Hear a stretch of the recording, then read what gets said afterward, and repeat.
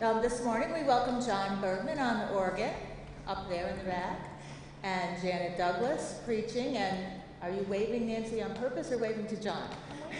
Okay. There's not too many people, so we're having organ music today. So there's really not a band. And the other things we'd like to go over are just a few things that are a little different. Our offering plates are in the back and up here in the front. Drop your offering in any time. We don't do a collection where we pass the plates. We have coffee hour after worship hosted by Suzanne Sherman. It's right out here through these doors and then around to your right. Some other things, if you get a chance, anytime during the service when you have time, please fill out the pew pads that are in the pew so we can get to know you a little better. If you haven't been here in a long time, there are welcome packets. I saw some right in the back as you walk in, standing up on that altar thing back there, and there's also some on the welcome center. And I think that's everything except to say hello to the streamers when you're walking around during the piece. So I think that's everything I have for our welcome. And now, if everyone would like to stand and join in our first hymn, which is Joyful, Joyful, We Adore Thee, and it's in the regular hymnal on page 89, and we're singing all the verses.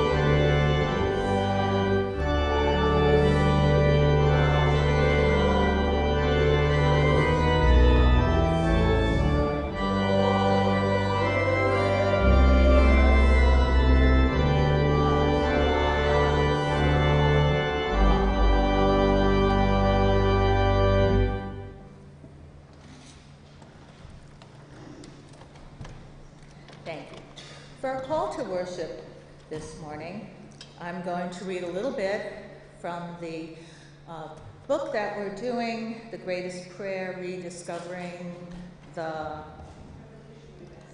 Revolutionary Message. And it's from the prologue, and the prologue is called The Strangest Prayer. The Lord's Prayer is Christianity's greatest prayer.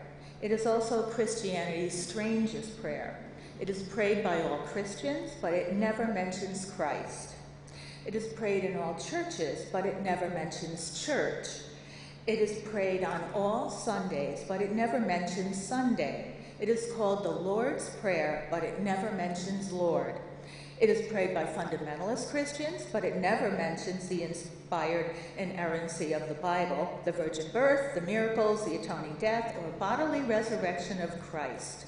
It is praised by evangelical Christians, but it never mentions the evangelium or gospel. It is prayed by Pentecostal Christians, but it never mentions ecstasy or the Holy Spirit. It is prayed by Congregational, Presbyterian, Episcopalian, and Roman Catholic Christians, but it never mentions congregation, priest, bishop, or pope. It is prayed by Christians who split from one another over this or that doctrine, but it never mentions a single one of those doctrines. It is prayed by Christians who focus on Christ's substitutionary sacrifice, atonement for human sin, but it never mentions Christ, substitution, sacrifice, atonement, or sin. It is prayed by Christians who focus on the next life in heaven or in hell, but it never mentions the next life, heaven, or hell. It is prayed by Christians who emphasize what it never mentions, and also prayed by Christians who ignore what it does. You could respond, of course, that there is nothing strange there at all.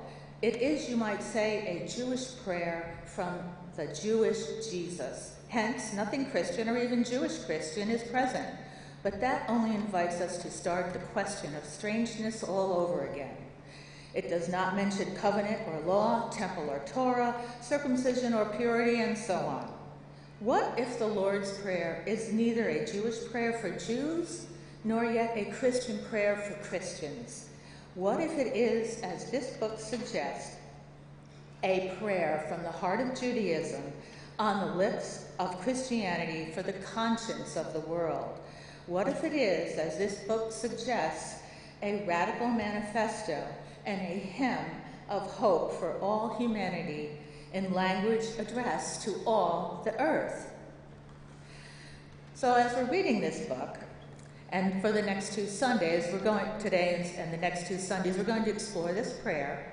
As a participant in the book study, I've had some of my everyday thoughts about the Lord's Prayer turned upside down.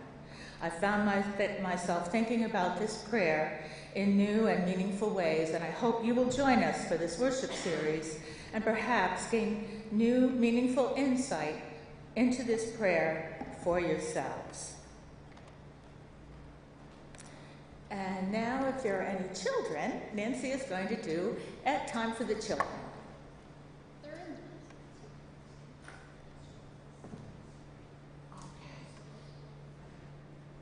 there. Okay. You'll be happy to know that Janet showed me which way to swipe this. Because usually I say, Ron, can you fix? Okay, if you know what this is, don't say anything. For right now. I myself have no idea. Any ideas what it could be if you don't know? A fish. Thank you, Ron. His inevitable fish. Look, Ron, no fish, okay? Is it a tablet? Thank you, Brittany. Yes, it's a tablet. I'm talking about what the picture is on the tablet. Okay. All right. And how would you describe it? Pizza. Pizza. Oh, there's a reason I like Marge. Oh, good. Hi there. My name's Nancy, and I have a picture of this thing, and I don't know what it is. Look at that. What is it? Do you know what it is? I know. What? I think it is that. Yes, it is. What is it? Now, it look like a watermelon? Yeah, Marge says it looks like a pizza. Yeah. Yeah, that doesn't look so much like a pizza. There it is open, and there's, whoops, this is Nancy breaking things. It's something to eat. Do you know what it looks like? What does it look like? We said watermelon? Watermelon? Yeah. Did you say egg? You said watermelon.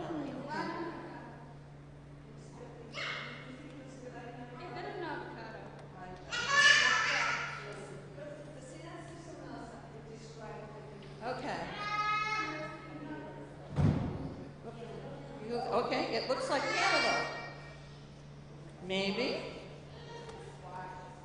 Okay, looks like a squash. I can't give you an answer because I have no clue. It's actually something that's about this big. Serious? Okay. Trees, and there's two of them grow together. There's strong branches. Don't say it, you know the actual name of it. What does it look like? Just describe it. What does it look like?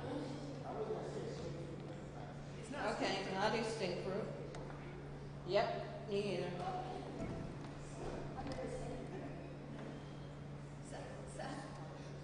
Okay, looks like a squash. So if you were trying to... If you were sending someone to the store to buy one of these, how would you describe it to somebody? You want me to buy one, what are you going to tell me? What does that look like? What am I trying to buy? A big food. Okay, so I'm going to go to a food store. At least I'm not now, in the department store. What else are you going to tell me, Lee? It's gigundo. So I'm going to look for the biggest thing in the store that's food.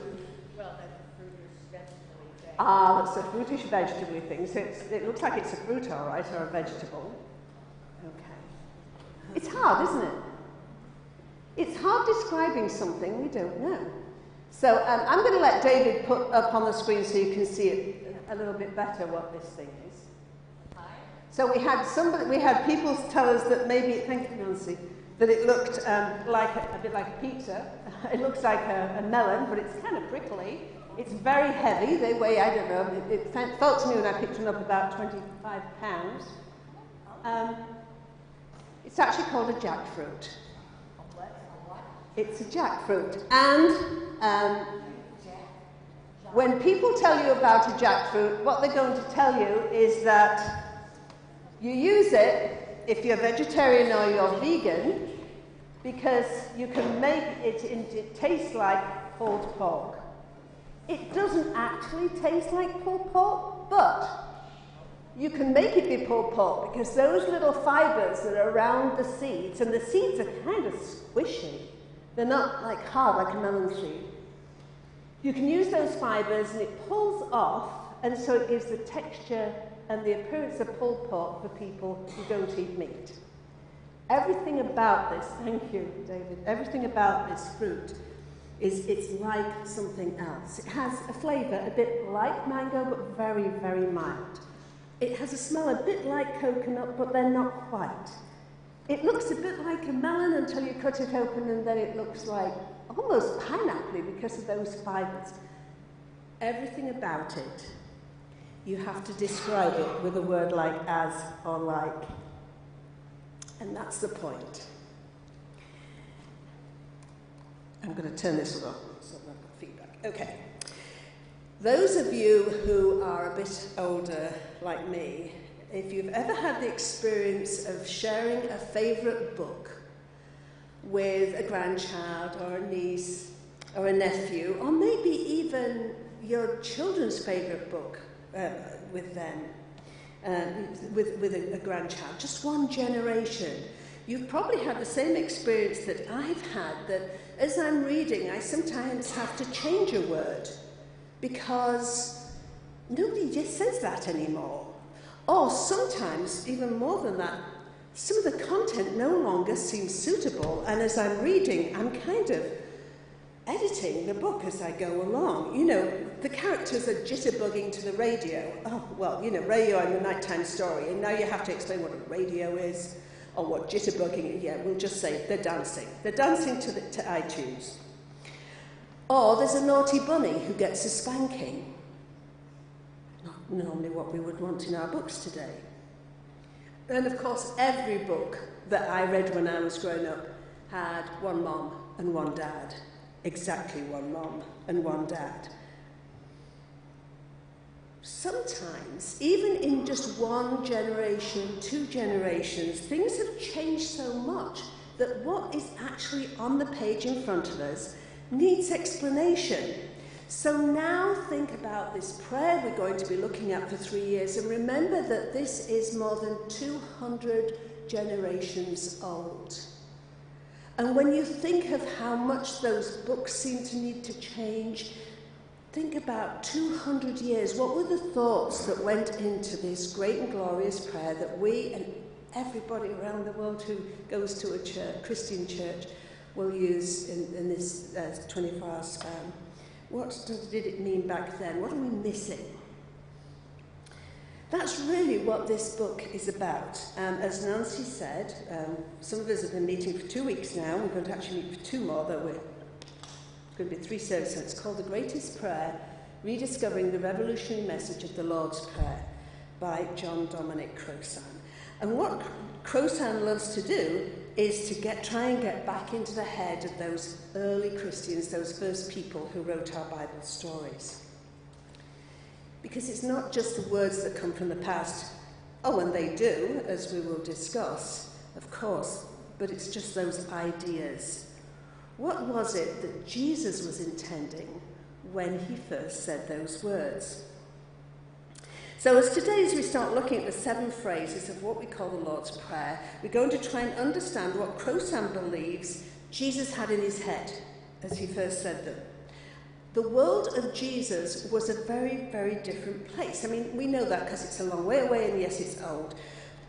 But it was weirdly different. I mean, the more you read about it, the more you realise just how very, very strange it was. For a start, people had a choice of many kinds of gods. David's going to show us just a few of them right now. There's just maybe 5 images here. And you'll see them in a second. When people were trying to choose a god, they might choose something like Apis, the Egyptian bull god. Maybe that's your god. Maybe when they thought of God, they thought of a many-handed god, like this Indian goddess. So this is Brahman. This is the Indian god, the chief god, Brahman. So maybe their god looked like that. Or maybe more like Ganesh, the Indian elephant-headed god. Or perhaps these ancient people thought of God like this. This is actually a snake dragon god called Marduk. Marduk was a very ancient god from the same area as